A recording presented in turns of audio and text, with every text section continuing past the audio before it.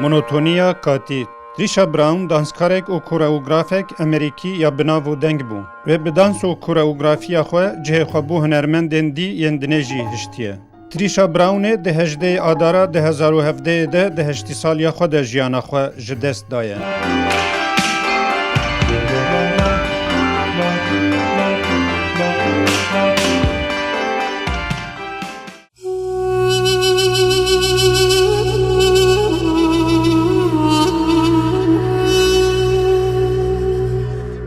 Zeynep Kaya jî fotografgirek Tirk ya ciwan e. Niha wê jî bi çêkirina portre û dengan û bi hunerê performansên bi vîdeoyan û fotografgiriyê daye ser rêya Trisha Brown.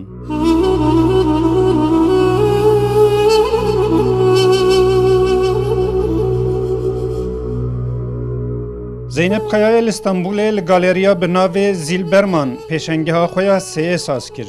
Kelûpelên bikartîne ji jiyana me ya rojane ne. Wekî meqes, boriyên avahiyan, qumaş, kaxez û yên wekî van. Performansên wê yên vîdeoyan li ser nûvekirinê ne, du carî û deh carîkirinê ne. Ev carîkirin tên çûwa tê. Hunermend bi vî şêweyî bedena xwe jî wekî aparatekê, wekî kelûpelekî yê karê xwe dixebitîne. Wekî girovkekî ya jiyanê ya ku em her tim li dûrê dizivirin. Navê pêşengeha Zeynep Kayayê Monotonia katî ye.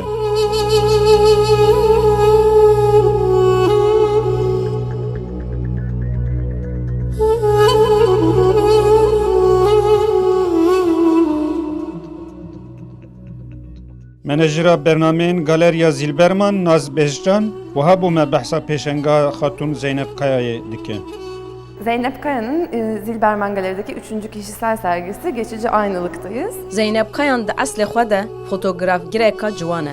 Berê karên wê li ser girtina fotografa bû. Midaxaleyên li ser rûyê fotografan dikir.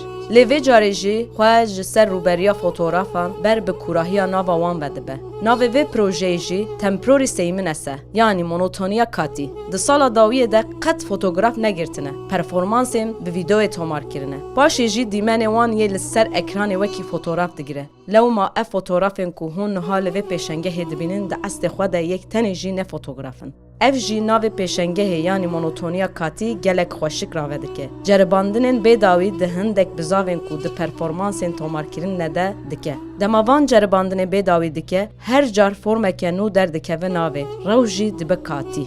Dema vîdeo di li ser ekranê jî tên beşbeşkirin, parçeyên cuda cuda jî îşaretê monotoniyeke wek hev didin. Dema ku hunermend van bizavan dike hindek kelûpelan bikartîne. Ev kelûpelên gelek ji rêzêne ku em di karên rojane de bikartînin. Meqes, kaxez, boriyên avahiyan, malzemeyê îzolekirinê, mirek, parçeyeke kumaş bikartîne. Bi van kelûpelan dilehîze.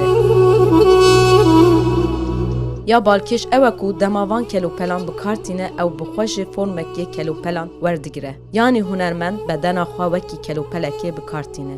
Helbet gelek xweşik bi cih û mekan jî dilehîze. Karê dikê de heman cihî de ne, lê hindek kelûpelan serbijêr an jî koşeyên cuda bikartîne. Hestek wesa bi mirovî re çê dike ku her wekî ne heman cih be. Ev meqesa ku hûn divê nêbênê de dibînin, dema ku bi kaxezekê dibire vîdeo wê tomar dike. Paşê jî dîmenê vîdeoyê li ser ekranê li ser kaxezeke mezin printer dike. Careke dî bi meqesê dibire û vîdeoyê wê tomar dike. Bi van vîdeoan skansan çê dike. Di van skansan de bedena xwe bi rengek wisa bikartîne ku teşkên ku em bi awayekê eşkere dibînin dibin wekî meqesekê.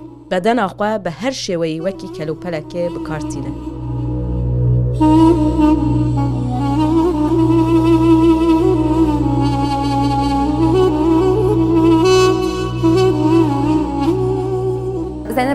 Zeynep Kayanê dema ku ev karê xwe dahênaye karîgeriya danskara bi nav û deng ya salên 1970yan, 1980yan Trisha Brown li ser wê gelek çêbûye. Ji wê komkirina serheviya koreografiya ku bizavên yektir bi nû ve dikin mifa ve girtiye. Vê bi nûvekirinê mirov di tevahiya pêşengehê de dibîne. Aslında bu tekrarı da bütün işlerinde görebiliyoruz sergideki.